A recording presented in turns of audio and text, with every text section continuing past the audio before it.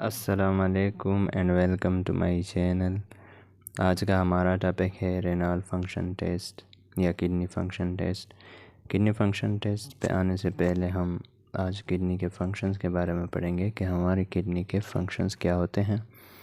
Kidney regulate the water balance in the body. Water balance regulate करती है body में।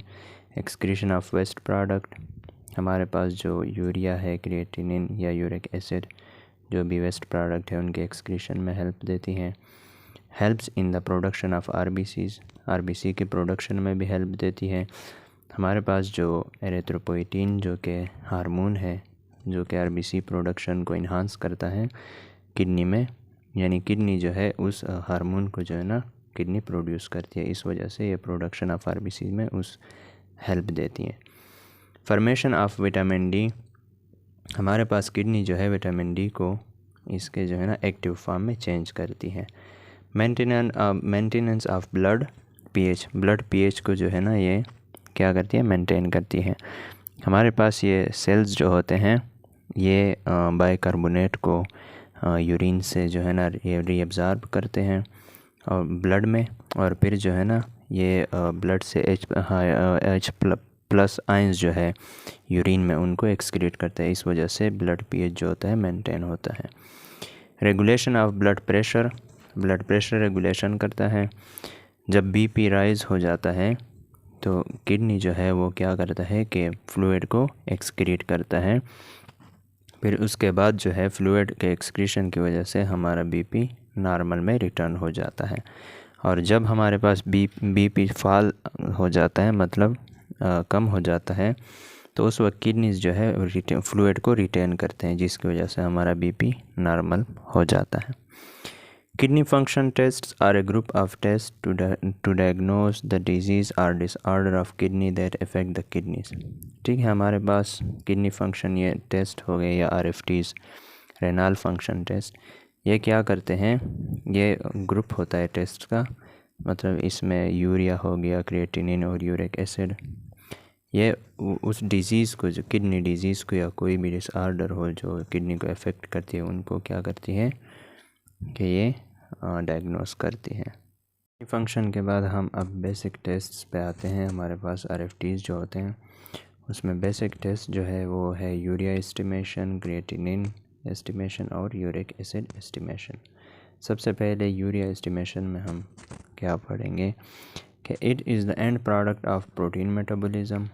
ठीक है, प्रोटीन मेटाबॉलिज्म का एंड प्रोडक्ट होता है यूरिया। हमारे पास प्रोटीन जो है वो उसकी ब्रेक डाउन होती है अमीनो एसिड्स में, फिर अमीनो एसिड्स ब्रेक डाउन होती है एमोनिया में।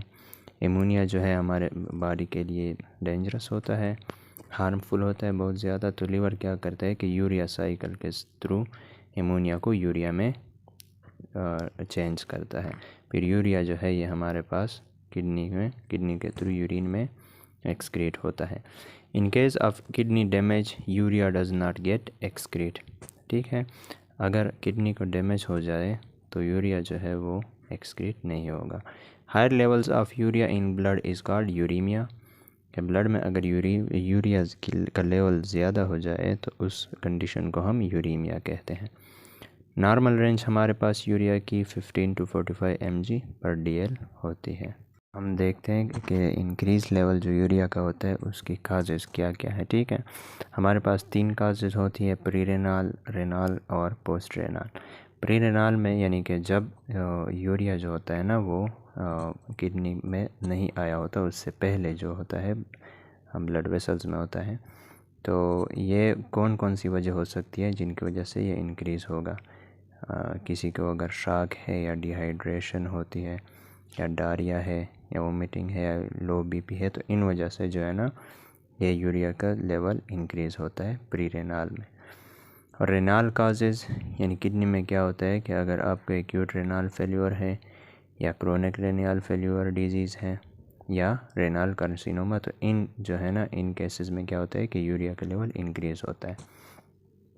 नंबर 3 पे हमारे पास पोस्ट रेनल काजेज़ हैं कि जब किडनी के बाद यूरिया कहाँ पे जो होता है ना इंक्रीज़ होता है। उसमें क्या होता है कि अगर आपके यूरिनरी ट्रैक्ट में कोई ऑब्स्ट्रक्शन है, कोई रुकावट है, ट्यूमर है या स्टोन्स है, तो उस वजह से जो है ना यूरिया एक्सक्रीट नहीं होगा, तो इसकी जो है ना कंसंट्रेशन जो होगी तो ये ज़्यादा होगी, इसका लेवल ज़्यादा होगा। और इसके बाद जो है ना यूरिया का लो लेवल हमारे पास लिवर फेल्योर में होता है और या लो प्रोटीन डाइट। ठीक है, लिवर फेल्योर मतलब यह है कि अगर लिवर आपका जो है ना उसमें कोई डैमेज है या उसका फेल्योर हो रहा है तो यूरिया आपका जो है ना एमोनिया से यूरिया नहीं बनेगा, तो लेवल कम होगा इसका।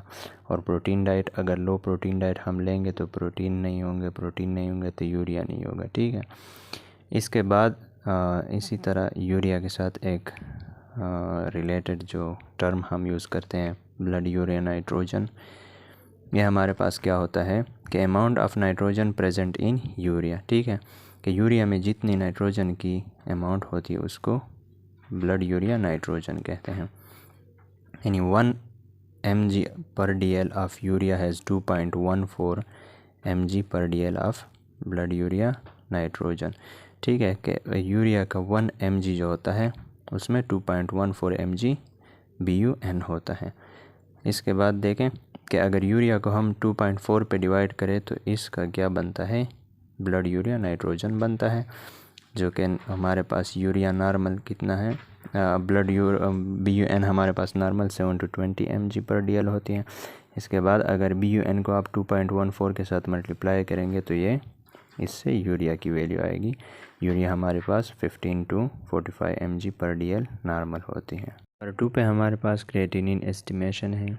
Creatinine is produced from the muscles. Creatinine क्या है कि मसल्स में प्रोड्यूस होता है। Creatine in the muscles is broken down into creatinine. Creatine जो होता है मसल्स में उसकी ब्रेक डाउन होती है क्रिएटिनिन में।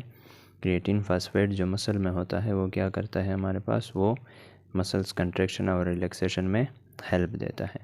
Creatinine is waste product and is excreted by the kidney.